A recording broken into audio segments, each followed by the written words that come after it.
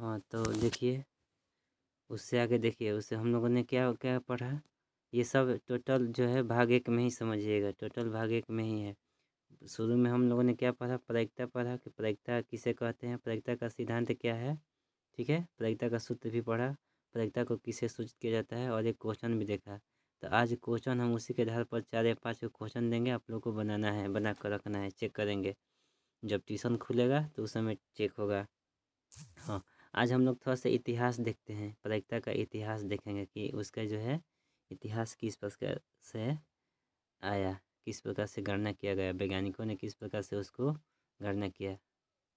देखिए, तो यहाँ पर जो है, देखिए यहाँ पर लिखा हुआ है इतिहास। ठीक है, क्या लिखा हुआ है, इतिहास। तो यहाँ पर जो इतिहास लिखा हुआ है, तो देखिए यहाँ पर है 18वीं शताब्दी में। ठीक है, ध्यान से देखिएगा, ये बात इन्होंने वैज्ञानिकों ने, 3 वैज्ञानिकों ने, बहुत से वैज्ञानिकों ने निष्कर्ष निकाला, लेकिन यहाँ पर हमने 3 वैज्ञानिकों का चर्चा किया है। देखिए, फ्रांसीसी के जीव विज्ञानी जिनका नाम था कोमटे डी बुफॉन ने एक सिक्के को 4040 बार उछाला था। ठीक है, 4040 बार उछाला था, जिससे उनको चित आने कितना बार आया था, 2048 बार आया।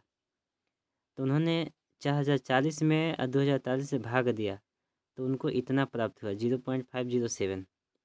मतलब यहाँ पर देखिए, हेड और टेल का जोगफल, कुल हेड और टेल पूरा उन्होंने दोनों को, मतलब जितना बार हेड आया जितना बार टेल आया, क्योंकि इसी में दोनों है, क्योंकि इतना बार उछाला गया था 4040 बार, तो जिसमें से टेल आया था यानी चित कितना बार आया था, 2048 बार। ठीक है, तो उनको इतना प्राप्त हुआ।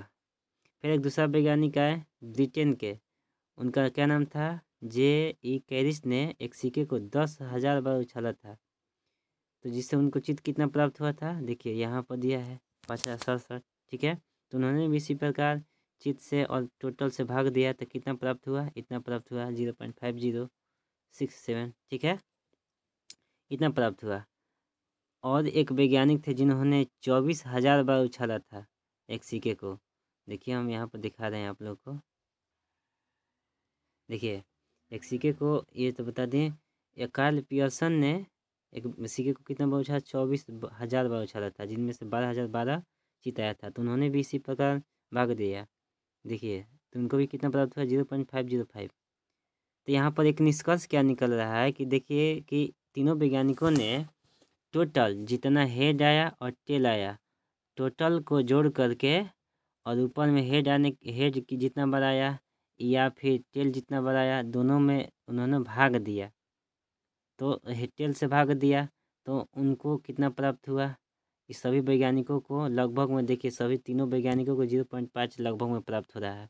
यदि इसको हम हटाएंगे, ये पॉइंट को हटाएंगे, तो कितना हो जाएगा, 5/10 कटाएंगे तो कितना आएगा, 1/2, यानी कि कितना प्राप्त हो, 1/2 प्राप्त हो रहा है। ठीक है, तो 1/2 क्या है ये, मतलब एक सिक्के को जब एक बार उछाला जाता है तो चित आने की प्रायिकता कितना होता है, 1/2, या पट आने की प्रायिकता कितना होगा, 1/2। तो यहाँ पर देखिए उन फॉर्मूला क्यों निकला ऐसा कि प्रायिकता बराबर अनुकूल परिणामों की संख्या बटा कुल संभव परिणामों की संख्या। तो अनुकूल क्या होता है, तो जो निकालना होता है वही अनुकूल होता है, और कुल संभव परिणाम की संख्या जितना संभावना होता है, ठीक है, वो कुल हो जाता है। ठीक है, तो पूरा जो होता है कुल हो जाता है। तो आप लोग अच्छा से इसको नोट कर लीजिएगा, ध्यान दीजिएगा। तीनों वैज्ञानिकों ने ये निष्कर्ष निकाला था कि प्रायिकता बराबर अनुकूल परिणामों की संख्या बटा कुल संभव परिणामों की संख्या। कल जो है सवाल हम लोग देखे थे यहाँ पर, ये वाला हम लोगों ने कल सूत्र पढ़ा था, इसके आधार पर इस क्वेश्चन को आप लोग बनाइएगा। ठीक है, ये सूत्र जो पढ़ा था इसके आधार पर इस क्वेश्चन को, यहाँ पर क्वेश्चन है, इसको बनाए कर लाना है। देख लीजिए इस सवाल। ठीक है, तो ये चारों को आप लोगों को बना लेना है।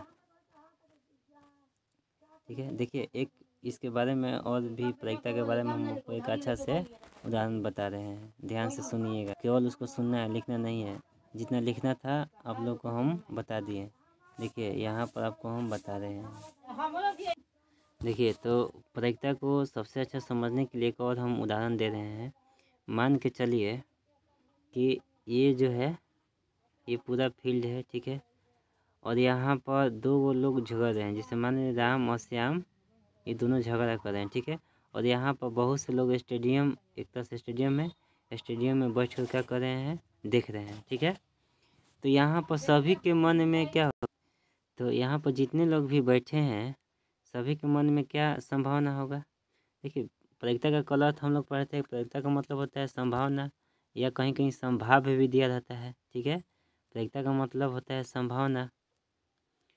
तो सभी लोगों के मन में क्या होगा कि जब ये राम और श्याम दोनों झगड़ा कर रहे हैं तो लड़ने वाले की संख्या कितना है, यहाँ पर 2 है, यानी कि कुल संभव परिणामों की संख्या हम क्या करेंगे 2 है।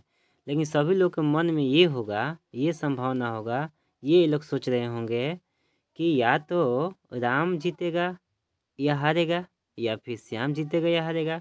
सबके मन में एक ही होगा, ये नहीं होगा कि मतलब दोनों जीत जाएंगे या दोनों हार जाएंगे, नहीं ऐसा नहीं होगा। सबके मन में ये बात चलता होगा, या तो राम हारेगा ना तो श्याम हारेगा, या तो राम जीतेगा या तो श्याम जीतेगा। तो यहाँ पर हारने जीतने वाले की संख्या तो 1 है कि नहीं है, लेकिन लड़ने वाले की संख्या कितना है, 2 है। तो इसीलिए प्रायिकता को कहा गया कि प्रायिकता का इसीलिए सूत्र होता है कि अनुकूल, यानी जीतने वाले की संख्या 1 है और हारने वाले की संख्या भी 1 है, तो वो अनुकूल परिणामों की संख्या हो जाता है। तो 1 और कुल संभव परिणामों की संख्या यानी लड़ने वाले की संख्या कितना है, तो 2 है कि नहीं है। अच्छा, और एक तरह से इसको समझा जा सकता है। तो इसलिए यहाँ पर देखिए, जैसे मान लेते हैं कि एक बैग है, ठीक है। एक बैग में जो है 5 जो है 5 मान लेते हैं हरा गेंद है, ठीक है। और 6 जो है ब्लू गेंद है, और मान लीजिए 7 काला गेंद है, ठीक है। और मान लेते हैं कुछ कुछ ऐसा है, और मान लेते हैं कि 2 पीला है। तो कुल गेंदों की संख्या यहाँ पर कितना है, जोड़िए तो 7 6 13 और 13 2 15 15 5 20 और 2 22। कुल गेंदों की संख्या कितना है यहाँ पर, कुल गेंदों की संख्या कितना दिखाई दे रहा है बताइए, कुल गेंदों की संख्या कितना है, 22 है, ठीक है। अब हम बोलेंगे कि जो हरा गेंद है, तो हरा गेंद निकालने की प्रक्रिया बताइए। तो हरा गेंद यहाँ पर कितना है बताइए, हरा गेंद 5 है। तो जो भी निकालने के लिए कहेगा तो वो अनुकूल परिणामों की संख्या हो जाएगा, क्या हो जाएगा, अनुकूल परिणामों की संख्या। और कुल संभव परिणामों की संख्या टोटल गेंद को जोड़ देंगे तो 22 गेंद है, और अनुकूल परिणामों की संख्या 5 है। अब प्रायिकता का सूत्र होता है कि अनुकूल परिणामों की संख्या बटा कुल संभव परिणामों की संख्या। तो यहाँ अब कहेगा कि हरा गेंद निकालने की प्रायिकता निकाले तो 5 बटा में कितना हो जाएगा, 22, यही आंसर हो जाएगा। अगर कहेगा कि ब्लू गेंद निकालने की प्रायिकता निकाले तो 6 बटा कितना हो जाएगा, 22। अगर कहेगा कि काला गेंद निकालने की प्रायिकता निकाले तो काला गेंद 7 गो है, तो 7 बटा में कितना हो जाएगा, कुल संभव परिणामों की संख्या यानी 22। पीला गेंद निकालने के लिए कहेगा तो पीला गेंद कितना है, 2 है, तो 2 बटा में कितना हो जाएगा, 22। बात समझ में आ रहा है कि नहीं आ रहा है, ठीक है। तो अब जो है हम लोग और भी उदाहरण लेकर समझ सकते हैं, इसको लिखना नहीं, केवल समझने के लिए आपको बता रहे हैं। और भी आगे की ओर देख सकते हैं। तो देखिए और भी आगे यदि हम देखना चाहेंगे तो यहाँ पर देख सकते हैं कि मान के चलिए कि जो है एक थैला है, एक थैला में जो है 10 जो है क्या है, हरा गेंद है, ध्यान से समझिएगा।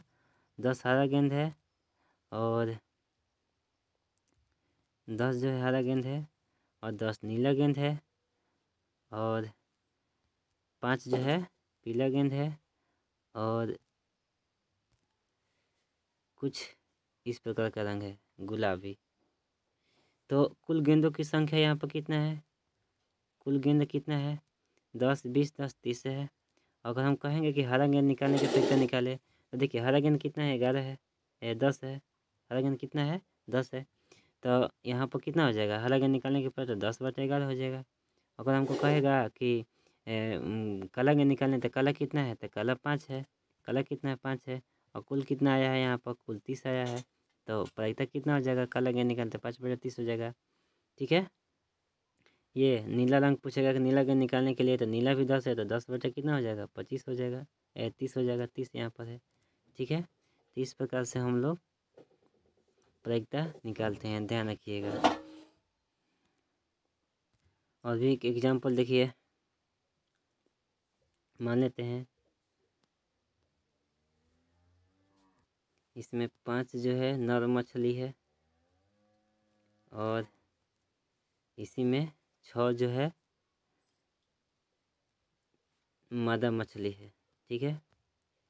तो कहेगा कि नर मछली निकालने की प्रक्रिया निकाले तो नर कितना है 5 है, मादा कितना है 6 है। तो सबसे पहले कुल संभव परिणामों की संख्या निकालेंगे। तो कुल संभव परिणामों की संख्या जितना होगा उतना होगा, तो 6 5 11 हो जाएगा। अब कहेगा कि नर मछली निकालने की प्रक्रिया, तो नर 5 है तो 5 बटा 11 हो गया। और मादा कहेगा निकालने के लिए तो 6 बटा 11 हो जाएगा। ठीक है, तो अब हम लोग ये भाग 1 में टोटल लिखिएगा, जितना भी बताएंगे प्रक्रिया क्या है, प्रक्रिया का सूत्र क्या होता है, इसके इतिहास, ये सब भाग 1 में होना चाहिए। उसके बाद जो है भाग 2 हम बनाएंगे कल। तो रखते हैं इतना पर, आप लोग अच्छा से पढ़िएगा।